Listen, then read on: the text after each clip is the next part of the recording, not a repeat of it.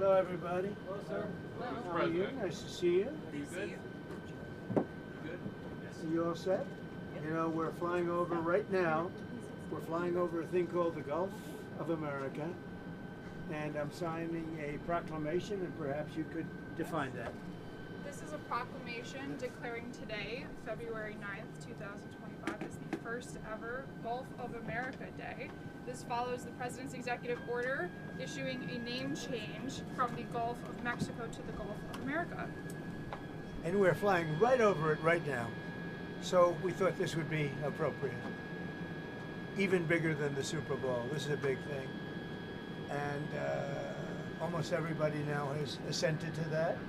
Attention on board. Ladies and gentlemen, if you could please direct your attention out the right side of the aircraft. Air Force One is currently in international waters, for the first time in history, flying over the recently renamed Gulf of America. Please enjoy the flight, and we are now about to head westbound to Super Bowl 59. Wow, he did that well. That's a good Isn't that nice? You know, what about make America great again, right? That's what we care about. Okay, here we go.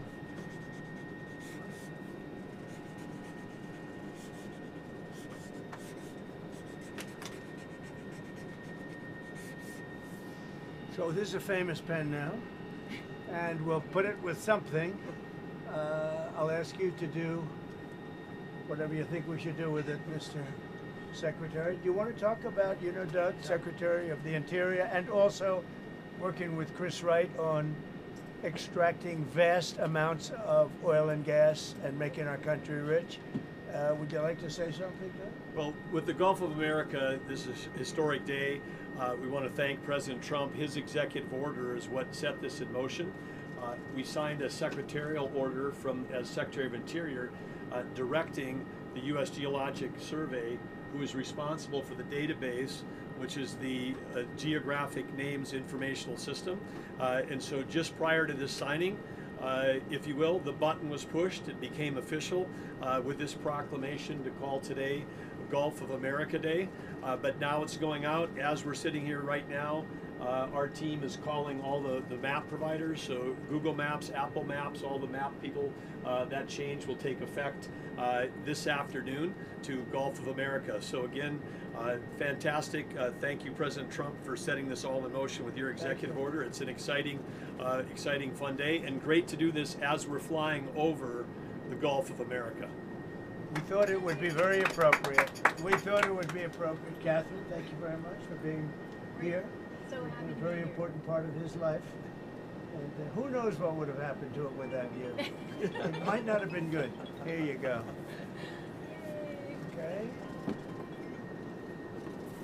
Have you talked to Mexico about this? They have Actually, interestingly, I've never spoken to him about it. It was our call, and I have not spoken to him about. I've spoken to him about many other things, but I haven't really talked to him about this. They have never brought it up. I'm a little surprised at that, but they've never brought it up. Sir, can you tell us about your conversation with Vladimir Putin? I don't want to do that now. No, we're trying to end that war. It's a war that would have never happened if I were president. Would have never happened.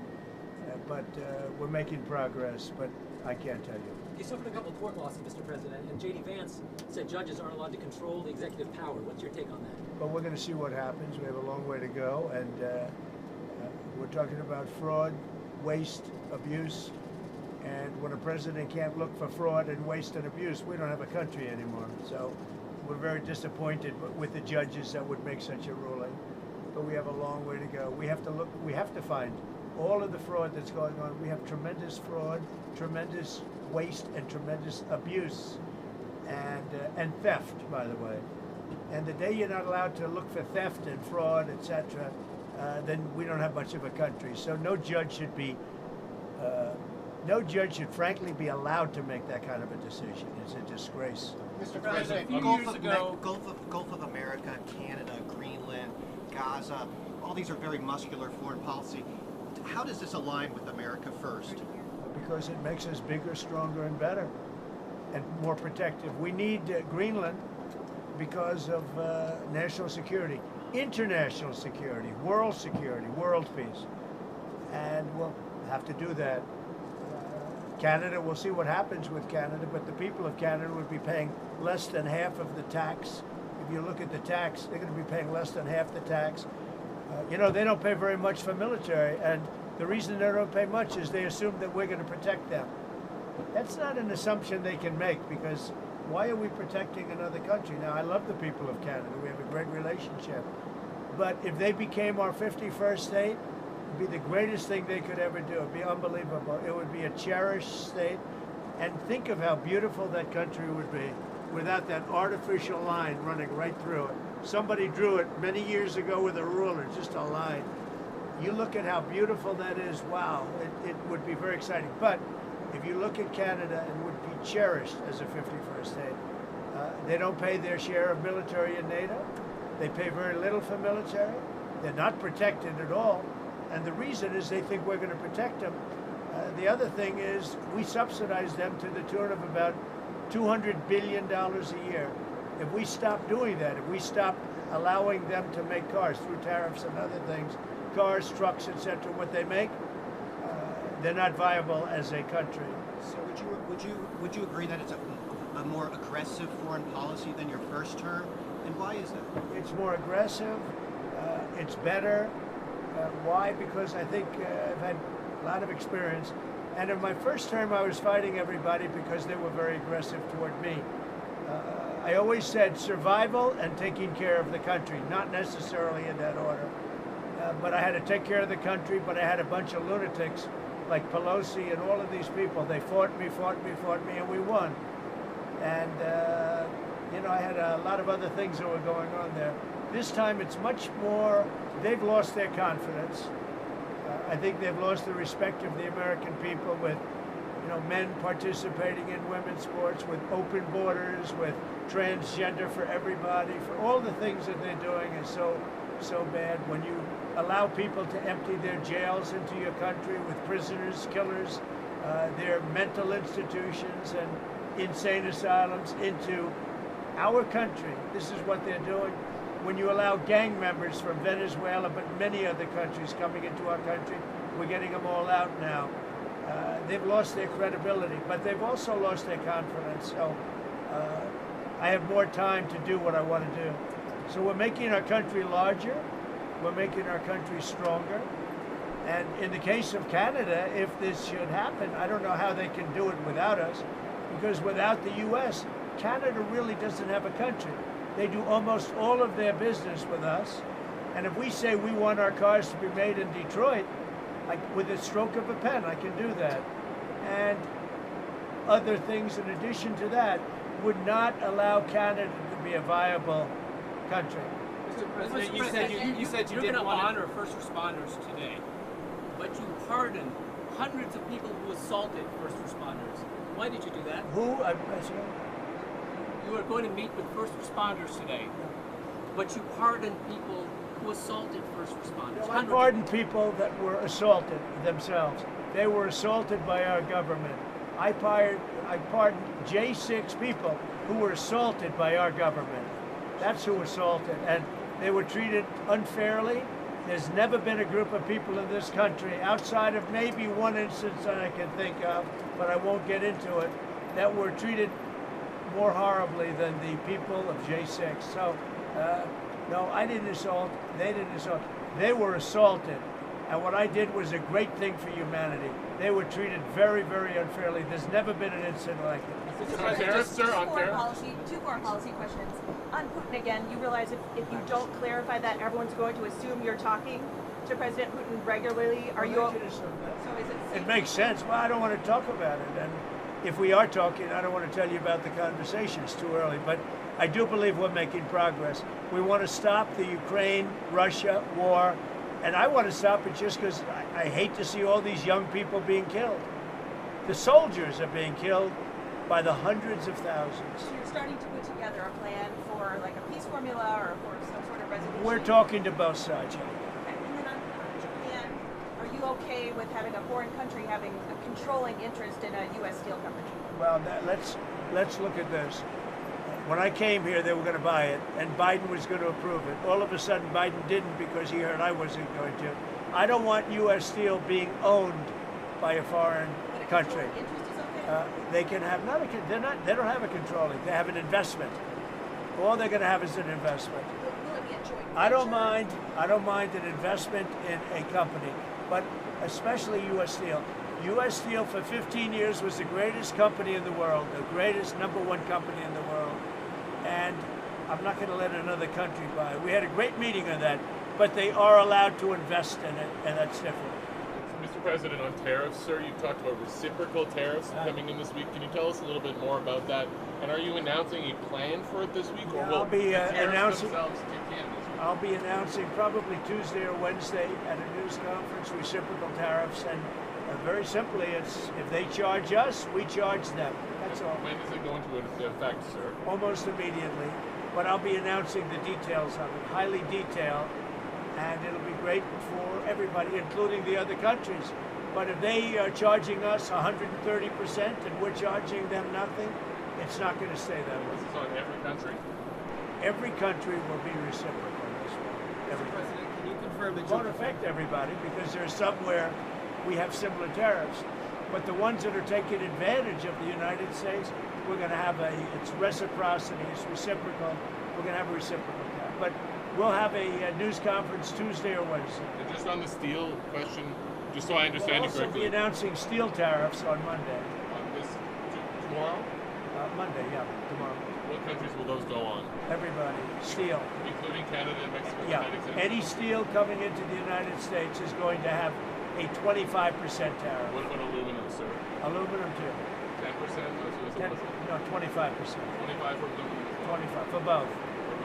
And on steel, sir, are you ruling out then Nippon Steel having a 51% stake or higher? They won't have a majority stake? Nobody can have a majority stake for U.S. Steel. They can for other companies, but not for U.S. Steel. I think you agree with that, Doug. U.S. Steel was one of our great companies, and through a lot of stupidity and bad government and also bad management of the company, it lost that luster. But it's going to gain it back, and tariffs are going to help. Tariffs are going to make it very successful again. And I think it has good management now, too. Yeah. Sorry, may I ask one, please? Can you tell me, can you confirm that you'll be meeting with MBS and Sisi of Egypt soon? Will that be at the White House, or are you going to speak Well, I'll be meeting with all of them numerous times, by the way, but I'll be meeting with all of them. And yeah, I think that it's a big mistake to allow people, the Palestinians or the people living in Gaza, to go back yet another time. And we don't want Hamas going back. And think of it as a big real estate site. And the United States is going to own it and will slowly, very slowly, we're in no rush, develop it. We're going to bring stability to the Middle East, to a totally war-torn part of the Middle East. A part of the Middle East that has caused tremendous problem, the Gaza Strip. And we'll own it. It's totally demolished right now. It's a demolition site. It'll be reclaimed. It'll be leveled out, fixed up. There won't be anybody there. Hamas won't be there. We'll be building through other of the very rich countries in the Middle East. They'll be building some beautiful sites for the people, for the Palestinians to live in. They'll be living in harmony and peace probably for the first time in hundreds of years. And just to clarify, I know you don't want to tell us about your conversation with President Putin, but can you clarify whether you had that since you've been in office, or whether it happened before you became president? I've had it. Let's just say I've had it. As And I expect to have many more conversations. We have to get that war ended.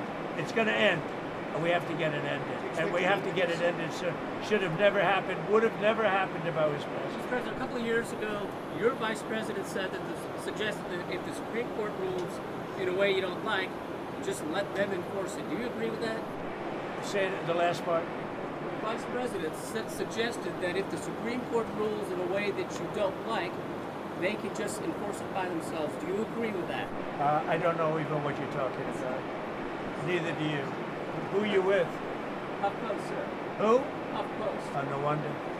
I thought they died. Are they still around? I haven't read them in years. I thought they died.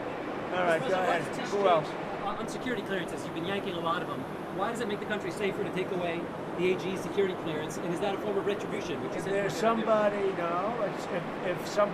If there are people that we don't respect, if there are people that we thought that were breaking the law or came very close to it in previous years, we do it. And we've done it with some people. We've done it with Biden himself. We think our country is not as safe if you gave him clearance. We don't think he knows what he's doing. And what he's done to this country is a disgrace. And what he's done in terms of allowing criminals, murderers, drug lords into our country, people from mental institutions into our country, he should be ashamed of himself. Is that a legally valid reason? On deportations, there's been some reporting that you've been upset that there haven't been more deportations. Can you clarify that? I think they're doing an incredible job. It's very tough. Deportations, finding murderers is not easy. Some of them are actually very smart. They shouldn't be in our country. They wouldn't have been. We had beautiful, we just set records for closure. We have the strongest border we've had in many years, since my term. But even for many years, decades before that. They're doing an amazing job. I think Tom Homan's doing an amazing job. Kristi Noem's doing an amazing job. But it's not easy finding murderers who know they're being looked for. But we're sending out thousands of people. We're getting rid of thousands of criminals from our country. So, do you expect to meet him in person anytime? Putin. Do you anticipate meeting with him in person? I imagine I would be meeting with Putin, yes, at the right time. I think at the right time, at the appropriate time. Mr. President, back on Gaza, the White House press secretary told us last week that you're committed to rebuilding Gaza. Steve Witkoff said that process would take 10 to 15 years. Does your commitment to rebuilding Gaza extend beyond your time in office? I'm committed to buying and owning Gaza. As far as us rebuilding it, we may give it to other states in the Middle East to build sections of it. Other people may do it through our auspices. But we're committed to owning it, taking it, and making sure that Hamas doesn't move back. There's nothing to move back into. The place is a demolition site. It'll be, the remainder will be demolished. Everything's demolished. I mean, you can't live in those buildings right now. They're very unsafe. But we'll make it into a very good site for future development by somebody. We'll let other countries develop parts of it. It'll be beautiful. People can come from all over the world and live there. But we're going to take care of the Palestinians. We're going to make sure they live beautifully and in harmony and in peace, and that they're not murdered. This has been the most dangerous site anywhere in the world to live in. Hamas has been a disaster. And by the way, I have to tell you that I watched the hostages come back today, and they look like Holocaust survivors. They were in horrible condition. They were emaciated. It looked like many years ago, the Holocaust survivors. And I don't know how much longer we can take that when I watch that. I know we have a deal where we're supposed to they dribble in and keep dribbling in, but they are in really bad shape. They have been treated brutally, horribly. Even the ones that came out earlier, they were in a little bit better shape, but mentally they were treated so badly. Who could take that? At some point, we're going to lose our patience. When I see that scene that I saw today with people coming out of helicopters and airplanes that are emaciated, that look like they haven't had a meal in a month, no reason for that. And I don't know how much longer we can take it. Do you mean you want to recast the I don't know how long we can take it. When I watch people that were healthy people a reasonably short number of years ago, and you look at them today, they look like they've aged 25 years. They literally look like the old pictures of Holocaust survivors. The same thing. I mean, the same thing. And I don't know how long we're going to take that. Mr. President, have you gotten some advancement in your proposals for some of the Gulf or Arab nations to take some of the Palestinian people? And if not, what do you think the reason is for their hesitance? Is there some very honest reason that they've even told you privately, or that you think why they're hesitant to take the Palestinian people? Why are they hesitant to take them? Because they never spoke to me. They spoke to other people. They didn't speak to me. When they speak to me, they're going to take them. Is it because they not allow them to return to Gaza? Is that part of it? They don't want to return to Gaza. If we could give them a home in a safer area, the only reason they're talking about returning to Gaza is they don't have an alternative. When they have an alternative, they don't want to return to Gaza. If they had a home that was safe, where you don't have Hamas threatening them, killing them, torturing them, they'd rather not return to Gaza. But right now, Gaza is the only alternative. As far as the other regions, the only reason they maybe don't act enthusiastic is they haven't talked to me. They talk to other people, but not to me. When they talk to me, they'll be enthusiastic. And then on spending, you found some maybe questionable expenditures, or Elon Musk has found them? Some questionable. The whole country looks like it's a fraud. It's fraud, waste, abuse, but it's a tremendous fraud. And what Elon and his group of geniuses have found is unbelievable. It's unbelievable. And that's just in US AID. Soon we're going into education. You'll find the same thing but bigger. Soon we're going into the military, and you're going to find a lot of bad things happening there. You'll find it because our government has not functioned properly for many, many years, and we're going to make it function properly. We're even looking at treasuries. There could be a problem. You've been reading about that with treasuries. And that could be an interesting problem because it could be that a lot of those things don't count. In other words, that some of that stuff that we're finding is very fraudulent.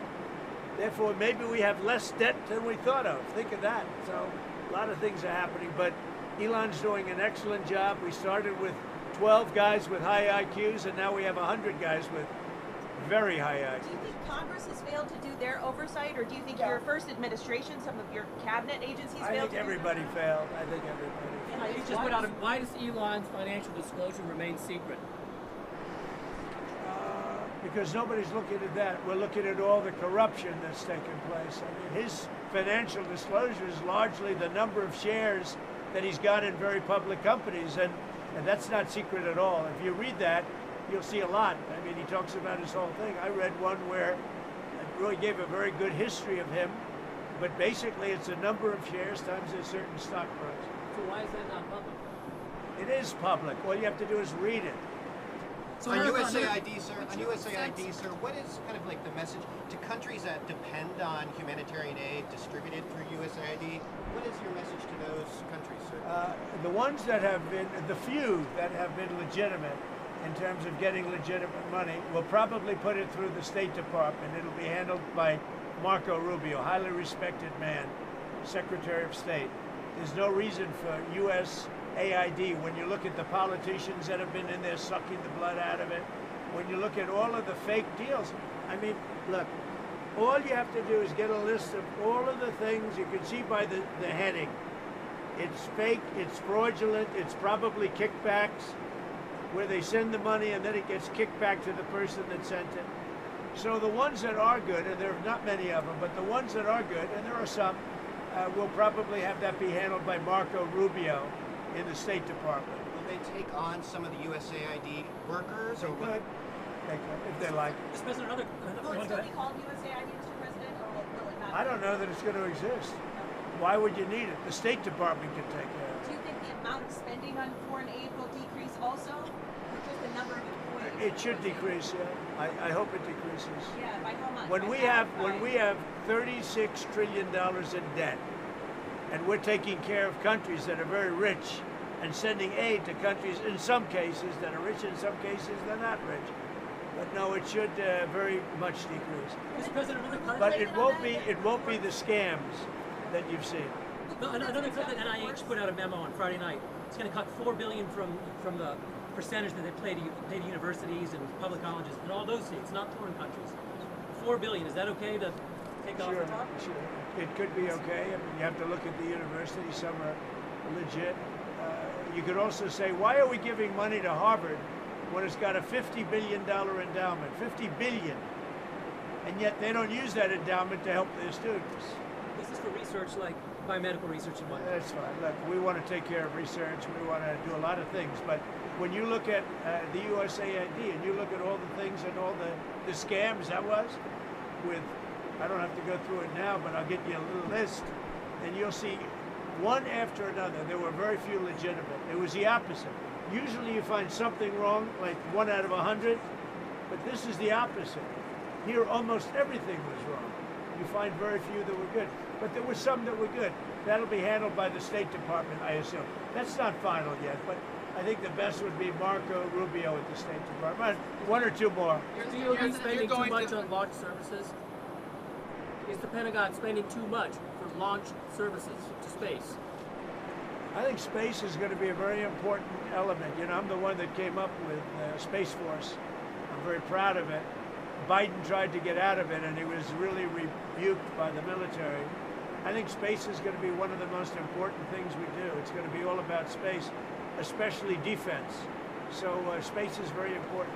Mr. President, would you accept Palestinian refugees into the United States since you're looking to other countries to I'd have accept to them? look. I think it's a very far distance for them to travel, but I'd have to look at individual cases.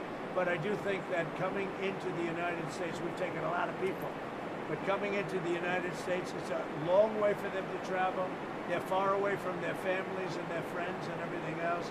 I think they'd be very happy staying in the general area with in a place that was safe, where they could be safe and lead a good life. They don't want to go back to Gaza. As I said, I've said it a lot. They only go back because they have no alternative. They don't want to go back to Gaza.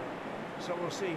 We hope that we'll be helped by Egypt. We hope that we'll be helped by Jordan. We hope that we'll be helped by other countries. We hope that some of the, like Saudi Arabia and others, can spend some money on it. They have tremendous amounts of money. They'll spend some money on making people comfortable and safe.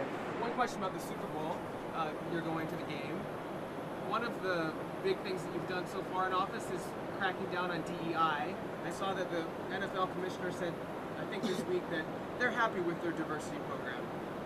What's your take on that? Would you like to see any changes there? I don't know what the diversity program is. To be honest, I know Roger very well. I'd have to look at what he said he's happy with. He was happy also with the flag and a lot of other things that didn't work out too well. We'll have to see what he was happy with. But right now, that's, you know what the law is. The law is the law, and it changed, and it's been backed up by the U.S. Supreme Court. But we'll see. There are a lot of interesting things going on right now. I'll tell you what, there's a light over the United States. People are happy. They're more confident. The approval ratings for this country have gone through the sky. More than at any time we've had approval ratings that there's never been anything like it. We've never seen 49 points up. 49 points up. And I think there's a light actually long beyond this country, all over the world. I've been called by other leaders. They said, sir, there's a light over our country right now. There's a light over the world. We got rid of a horrible and a totally inept administration, an administration where the president wouldn't even go and do a Super Bowl interview. For 4 years, he didn't do a Super Bowl interview. I did. You'll see it in about 1 or 2 hours. What is your analysis of the football Your game? opinion, sir, on whether the referees have been throwing the games to the Chiefs all season? I don't believe that. No.